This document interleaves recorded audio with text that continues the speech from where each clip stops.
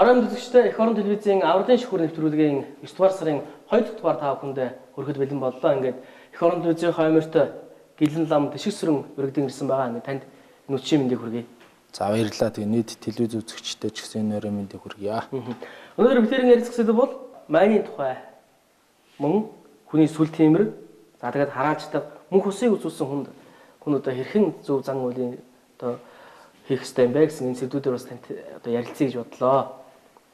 За ер нь бол за майн мэгзэм гэдэг бол маш чухал юм аа. Бурхан бодис одоо 84 мянган ном зохиосон. Тэрний одоо хураангуй нь бол майны 6 хэсэг гэдэг аа. За дээдийн номыг сүүгээр төсөөлөд бодох юм бол сүүний хамаг шим нь бол одоо юу вэ гэх юм бол сүүний хамаг шим нь өрөм юм аа. Тэрнтэй адилхан дээдийн номын хамаг шим нь бол одоо юу юм бэ гэхээр майны 6 хэсэгт багтсан байт. Тэгээ майн гэдэг бол Жангараасаг бурханы зүрхэн тарина. За Жангараасаг бурхан бол энэ орчлонгийн амьтан бүгдийг энэрн нэгүсдэг аварж идэг. Тийм бурхан. За майныг бол багшгүйгээр сурдаг.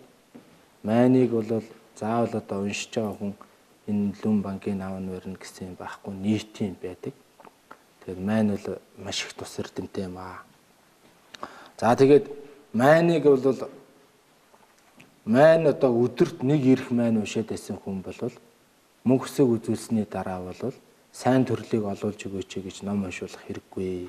Өөрөө төрлөө олноо гэж номд гардаг.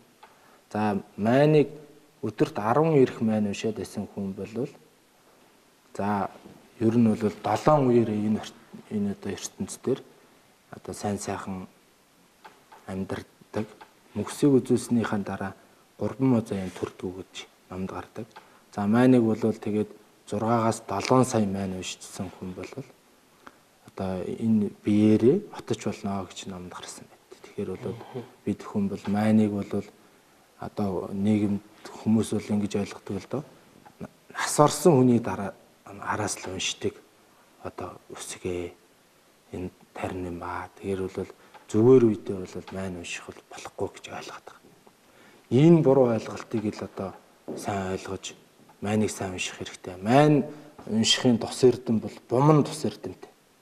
Буман тус эрдэм. Зүгээр энгийнээр татаад ярихад л усгийг хэлэхэд л тэнгэрүүдийн зовлон гарлагч яадаг. Маа усгийг хэлэхэд асуурын зовлон гарлагч яадаг. Нээ усгийг хэлэхэд хүн төрөл хийдний зовлон гарлагдаг. Бад усгийг хэлэхэд адгуусан төрөлтний зовлон гарлагдаг.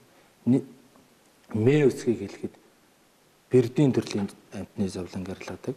Хум усгийг хэлэхэд тамд байгаа амьтны зовлон гарлагдаг гэж. Тэгэл ер нь бол буман тус эрдэм гэдэг чинь маш их байгаа. Зүгээр энийг бол тоочоод яриад бол дуусахгүй юм. Гэхдээ бол ганц нэг хэсэг нь ярих хэрэгтэй гэж бодож байна. За усгийг хэлэхэд мухахын харанхуй арилдаг. Маа усгийг хэлэхэд шунал тачаал дарагддаг. Нээ усгийг хэлэхэд уур хилэн дарагддаг. Бад усгийг хэлэхэд атаа горсол дарагддаг.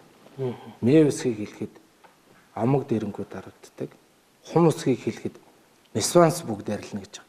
Ер нь нисвансын 5 хорыг дарах юм бол ер нь энэ орчлонгийн зовлон бүгд одоо амьдралнаа зовлонгүй болж болно гэж.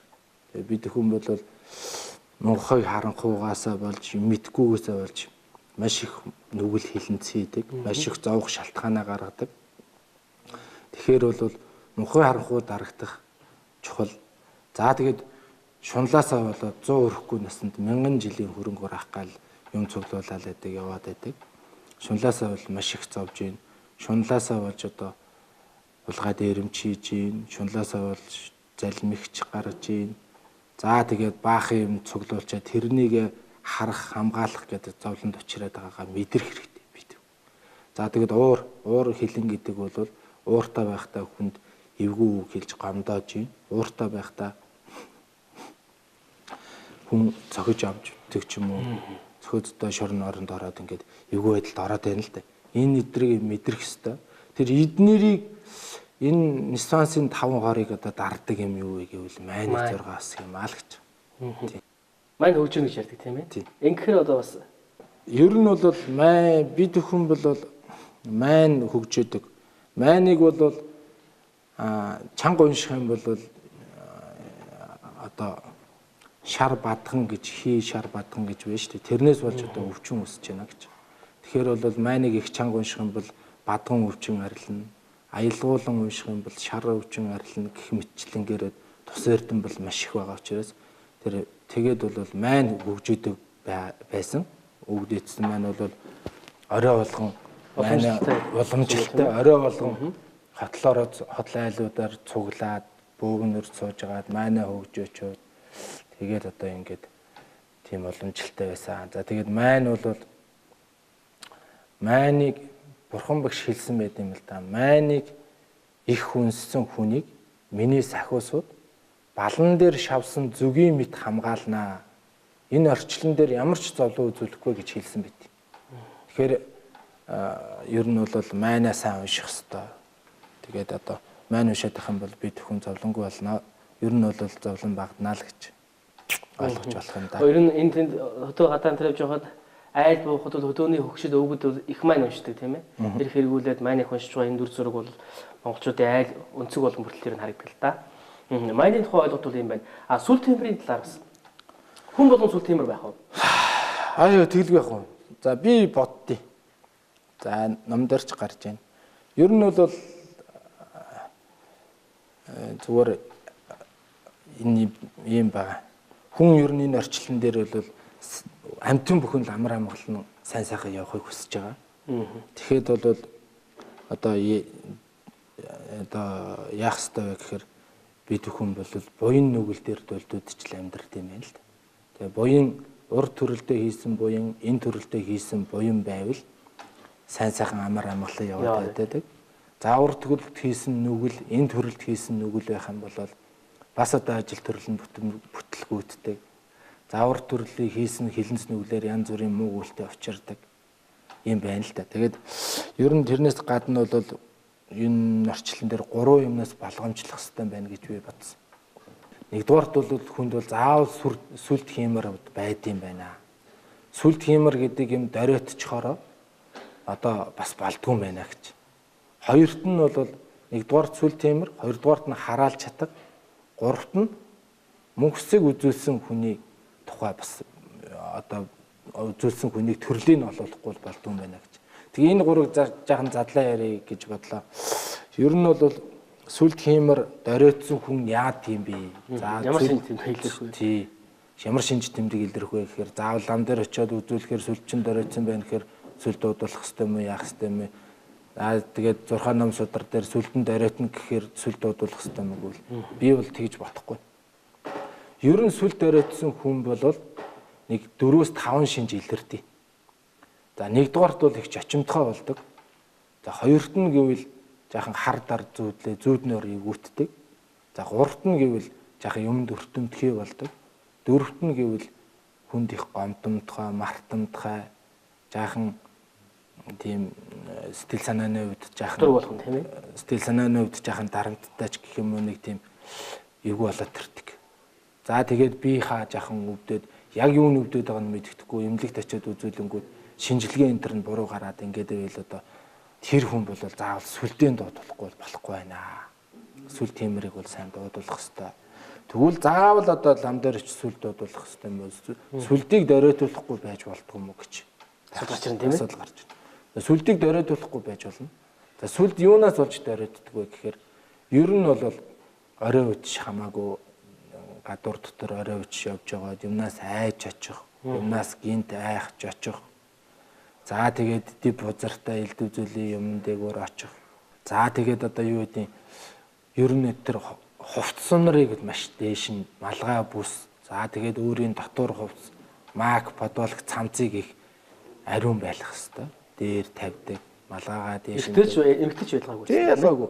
Өөрийнхөө өмсөх дуртай хувцсыг ер нь сүлд их байдаг гэж ер нь бодсон.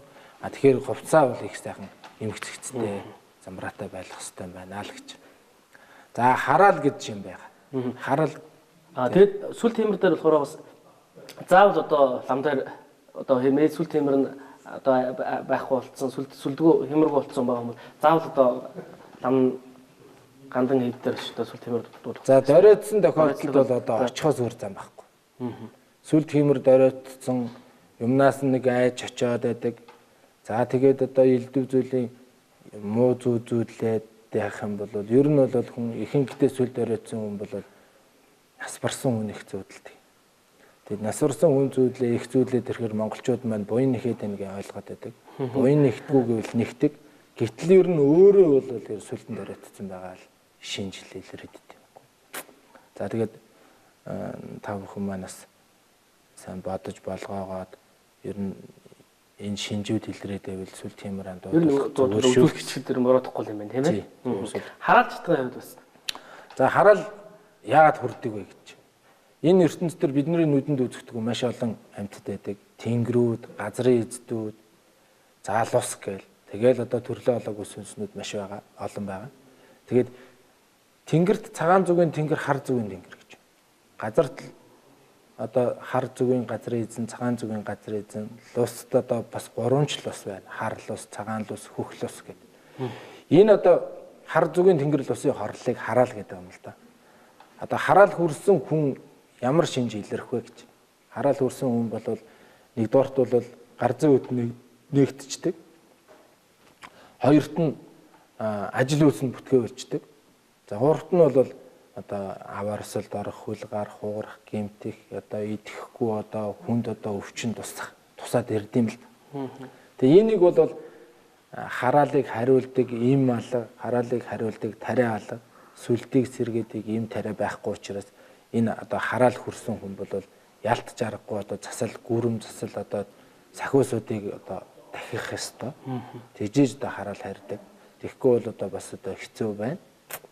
За тэгээд хараал хүрэхгүй байвал одоо яавал хараал хүрэх ёстой юм бэ? Заавал одоо лам дээр очихгүй, ер нь муу үйл хийхгүй, юмд өртөхгүй яваад байвал заавал бурхан шүтэх, ламд очиж ном уншуулах шаардлага гэдэг байхгүй шүү.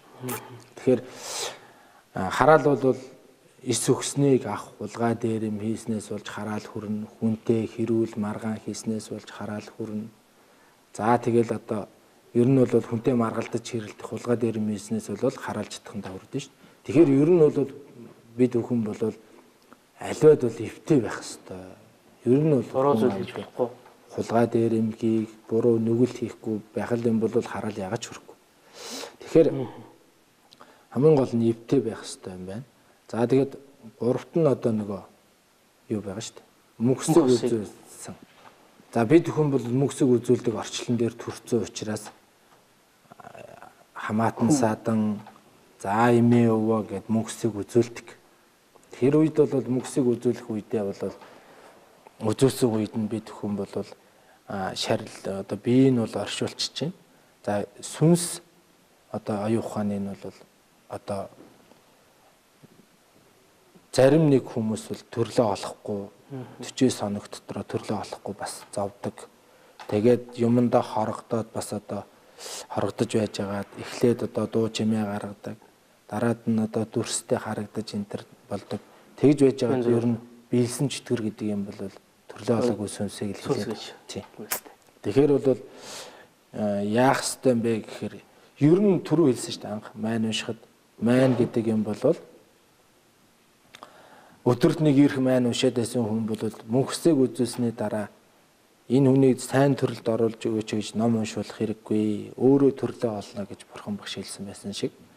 Ер нь бол өөрөө бол өдөрт нэг ирэх майн уншаад байжсэн бол тэр хүн бол шууд төрлөө олно.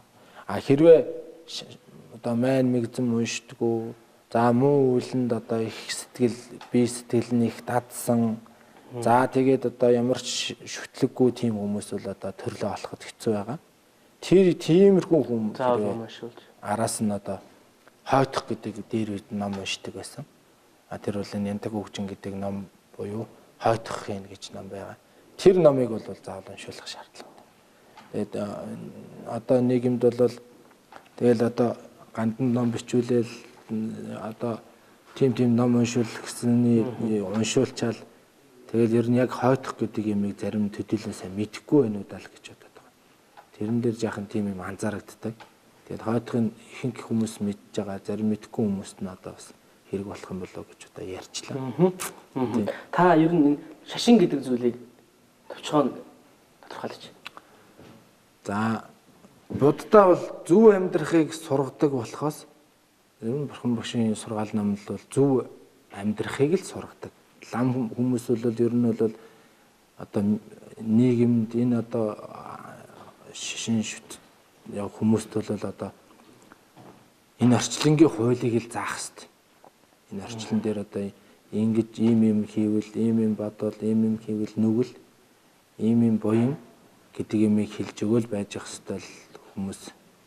Гэтэл бол одоо энэ нэг ер нь одоо тэгээд одоо би бодож байна л да.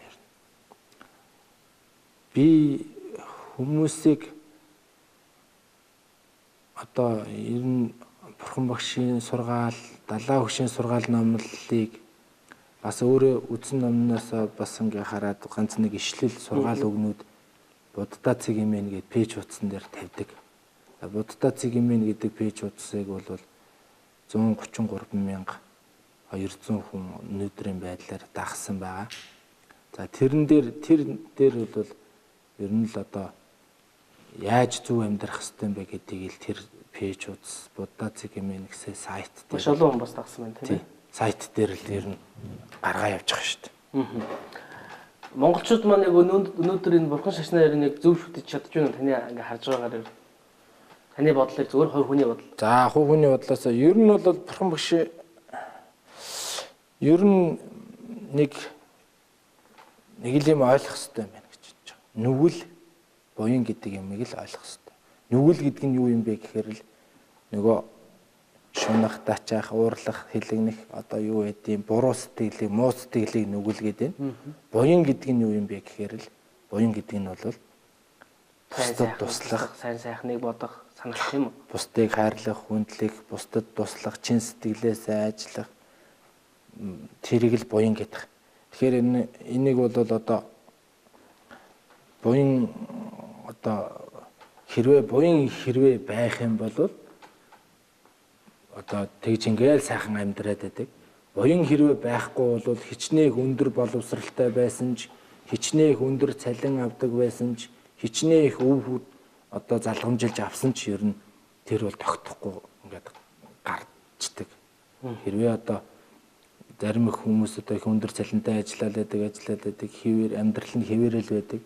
Зарим нь одоо их өндөр боловсралтай их олон дэд сургууль төгссөн ч гэсэн л амьдрал нь зүгээр нэг жирийн хүнтэй амьдрах адилхан л байгаад байдаг. Энэ энэ төр бол шууд одоо буян нүгэлтэй л холбоотой.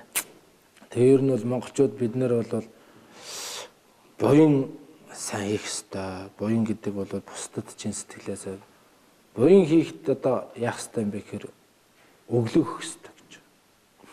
ертөнцийн 4 төрлийн өглөг байдаг. За тэр нь ямар өглөг байх вэ? Нэгдүгээрт бол амь аврахын өглөг гэж байна. За хоёрт нь бол юм зааж өхийн өглөг. Гуравт нь бол одоо ном уншиж өхийн өглөг. Дөрөвт нь бол эд агуурсан өглөг гэж. За амь аврахын өглөг гэдэг бол одоо маш олон төрлөөр задарна.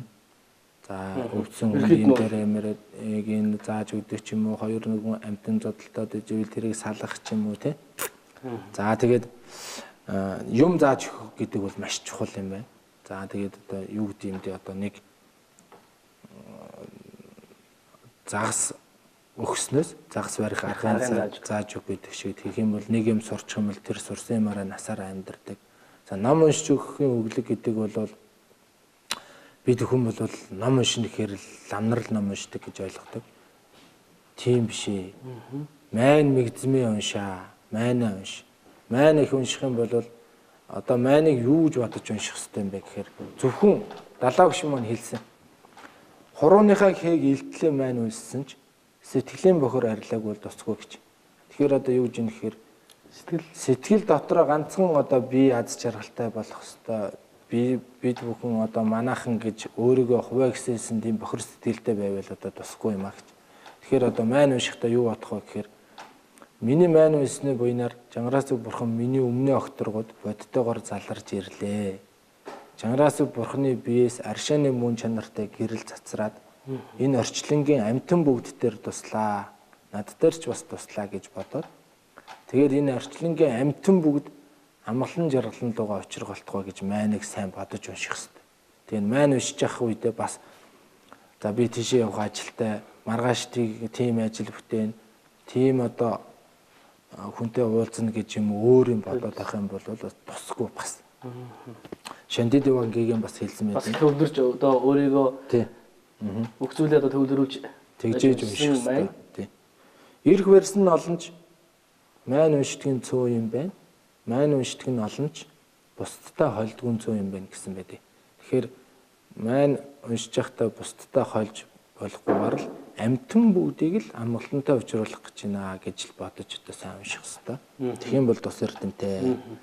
Тэгээ ер нь бол нэг л юм байгаад байгаа юм л да. Би одоо нэг нүгэл ер нь энэ насандаа хийсэнгүй. За тэгэхдээ одоо ингээд миний энэ байж байгаа байдал их жахан зовлонтой байна, хэцүү байна гэж хүмүүс яриад байдаг.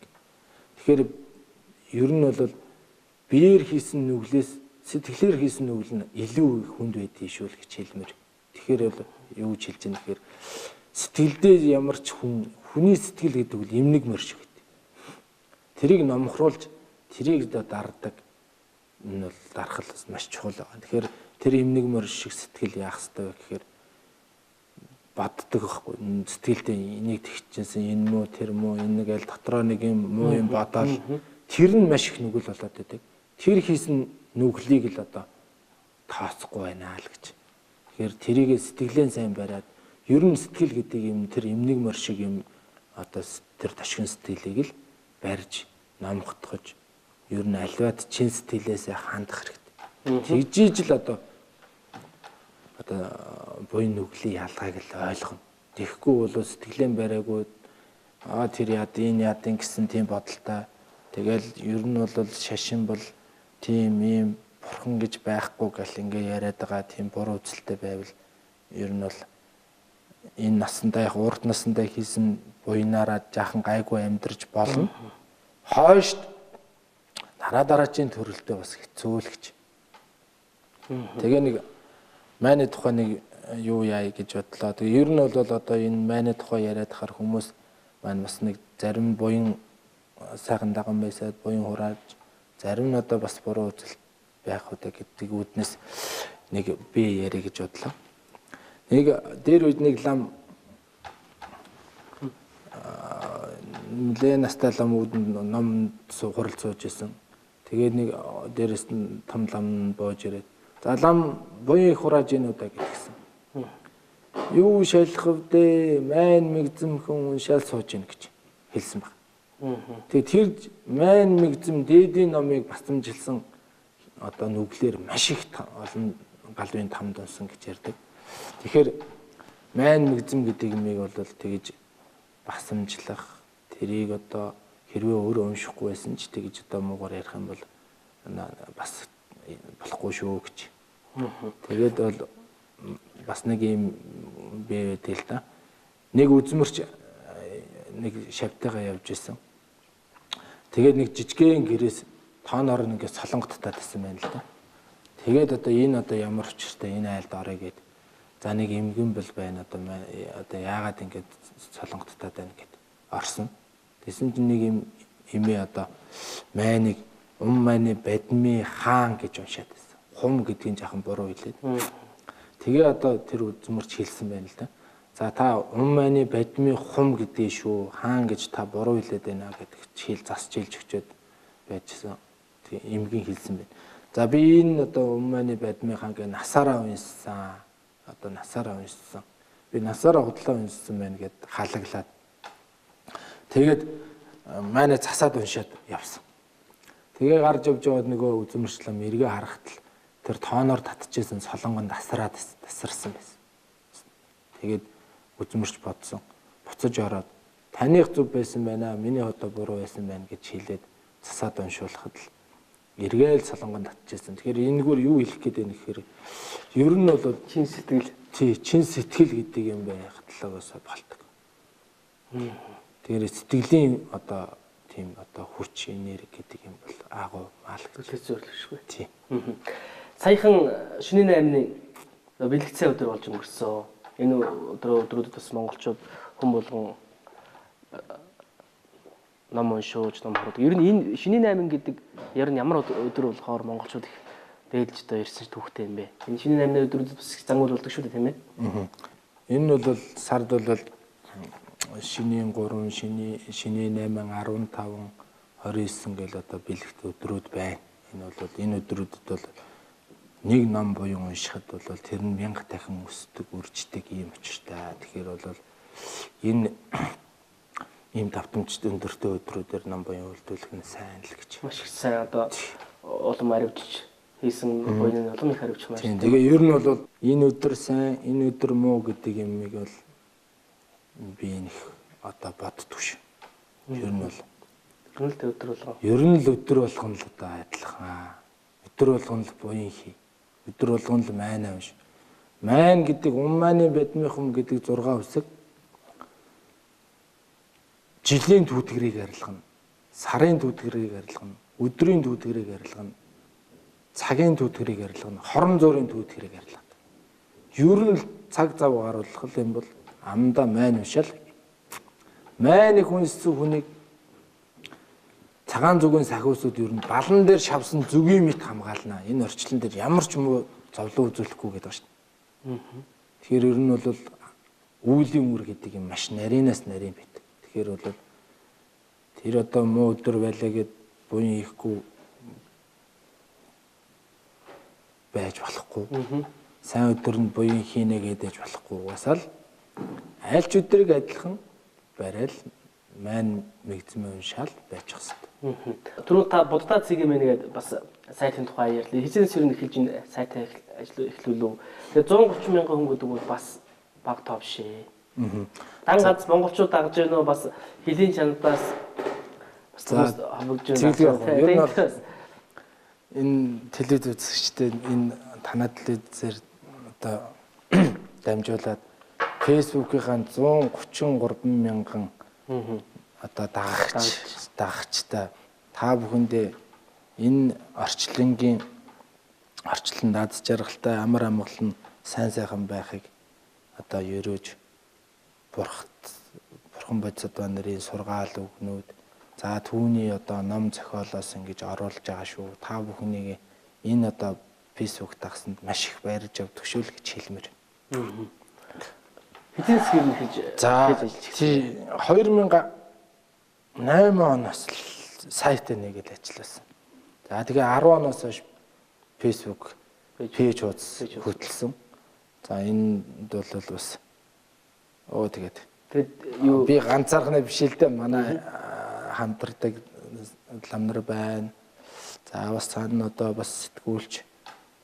За тэгээд тэрний админ гэдэг хүмүүс байх. Тэр бүгдийн л одоо энэ пэйжийг энэ одоо сайтыг ажиллуулах та бүхэн зорилго таны ер нь зорилго юу? Зорилго бол угаасаа л энэ одоо нийгмийн хүмүүсийг л зөв бодолтой л болгочих гэж. Зөв бодолтой, зөв сэтгэлтэй, бусдын төлөө ингэж явдаг. Ер нь бусдын төлөө явснараа бурууддаг юм хизээч байдгүй. Өөрийнхөө төлөө явснаа хүн бас буруутчдаг юм байдаг. Тэгэхээр бол бусдын сайн сайхан төлөө бусдтай эвтэй найртай байхын тусдал одоо яадаг. Тэгээ би нэг фэйсбүүк дээр би нэг бодож байгаа нэг үг тавьсан. Тэр маань бас 15-6 мянган хүн шеэрлсэн нэг үг байт. Тэрийг хэлмээр санагчлаа. Нэг хардах, хэрэлдэх муулахын нүглэр гар зүүн үед нэгднэ. Хайрлах, үндлэх, магтахын буйнаар олзон үед нэгднэ гэж би хэлсэн. За би нэг сүүлийн үед нэг 500-аад үг хэлсэн байл. Тэгээ яг зөвөр яагаад ингэж үг хэлээд байна гэхээр байнгын одоо энэ нэг авиас одоо сэргээд байгаа ч юм уу аль эсвэл тэр одоо утга тувилгаадуудын үгийг байнга ингээл уншаал бодоол гэхээр бас тэрний айцтад орд юм яа тий. Тэр олон үг хэлсэн байна. Ер нь олон үгнүүд нийгэмд хэрэгтэй олон үгнүүд байгаа гэж бодож байгаа. Бас тэрнээсээ нэгийг хэлэхэд бусдын бохир санааг мдээгүй юм шиг амьдраарай. Бусдын сайхан сэтгэлийг нүдний цэцгийн мэд хайрлаарай. Бусдын бохир санааг мдээгүй юм шиг амьдраарай гэсэн үг байгаа. Энэ одоо нийгэмд бол одоо их хэрэгтэй. Ер нь бол хүний одоо муу санааг бол одоо муу бодолж байгаа муу санааг бол мдээгүй юм шиг л байсан дээр. Ер нь бусдын сайхан сэтгэлийг бол нүдний цэцгийн мэд хайрлах хэрэгтэй. Бусдын сайхан сэтгэлийг л сэвтэх юм бол тэрэн шиг том нүгэл, тэрэн шиг том алдас байхгүй. Тэгэхээр энийг үгийг бас сайн бодох хэрэгтэй. Тэгээ би бас нэг үг байна. Буйныг түүмэрдэн үгээ хийдэг нь уур, нүглийг түүмэрдэн үгээ хийдэг нь маань гэж хэлсэн. За энэ нь бол одоо бид хүн бол хөдлөөл нүгэл хийж байгаа. Тэгэхээр бол маань мэгзэн уншиж нүглийг одоо жаахан намжилж нүглийг жаахан арилгах хэрэгтэй. Ер нь урд урдын төрөлтөөсөн олон галвт хийсэн нүглийг бол майнаар л арилгадаг. За тэгээд буйныг бол хичнээн олон зуун жил хийсэн хураасан буйныг ганцхан уураар л бүгдийг байхгүй болгодог. Тэгэхээр бол уурыг сайн барих хэрэгтэй. Тэгээ бас нэг үг хэлсэн. Ухааны дээд нь төвчээр, амьдралын дээд нь хайр, ном бүгдийн дээд маань гэж. Тэгэхээр тэр үг энэ хэд үгийг хэлмээр санагдтыг дандаа. Тэгэхээр нэр төвчээр гэдэг юм бол хамгийн чухал. Ер нь ухааны дээд нь төвчээр. Альва юмд нэг төвчээд өнгөрөө төвчиж гарах нь маш чухал. Ер нь төвчээртэй хүн л одоо хамгийн ухаантай. Тэгээд амьдралын дээд нь хайр гэдэг нь бол энэ орчлон дээр амьтан бүгдийг л чин сэтгэлээсээ хайрлах чадах юм бол тэр амьдралын дээд хайр. За ном бүгдийн дээд маань гэдэг бол бас ойлгомжтой. Бурхан багшийн 84,000 номын хураан бол майны 6 хэсэг. Тэгэд энэ хэдэн үгнүүдийг ер нь бодож тэгээд амьдралдаа хэрэгжүүлээд явбаар байгаа. За баярлалаа. Ингээд бидний бас ярилцах хормогч маань энэ төрөд өндөрлөж байна. Цаг их хурдан явж байна тийм ээ. Яг гэх юм бол маш сонирхолтой бодмоор олон үйл одоо бас сайхан үгүүдийг хэллээ. Манай үзэгчдээс авралж хүндлэгийг үзэн суух үзэгчд маань ч гэсэн дотроо нэгийг бодож хоёрыг тунгаасан бахаа гэж би итгэлтэй байна. За тэгэлгүй яг. Тэгэд эх орон телевизийнхаа хамт олонд та бүхэндээ баярлж явдаг шүү. Байнгын одоо хамтарч ажилладаг. За тэгээд телевиз үзэгчдийг бас бүх юмд чин сэтгэлээсээ хандж байгаараа. Ер нь хулгай хийх, худлаа ярих. За тэгээд энэ одоо бусдыг үзэн ядах эднэр бол хамгийн том нүгэл шүү. Сэтгэлээр хийсэн нүгэл гэдгийг л анзаараарай. Биеэр хийсэн нүгэл бол тийм сонирн биш шүү гэж л хэлмээр байна, захимаар. Ингээд үзэгчдээ эх орон телевизийн авралын шүхэр нэвтрүүлгийн энэ удаагийн дугаар энэ төрөд өндөрлөж байна. Эх орон телевизийн хойморт Гэлэн лам хэсэг сүрэн өргөдөн оролцлоо. Дараагийн дугаар хүртэл түр баяртай.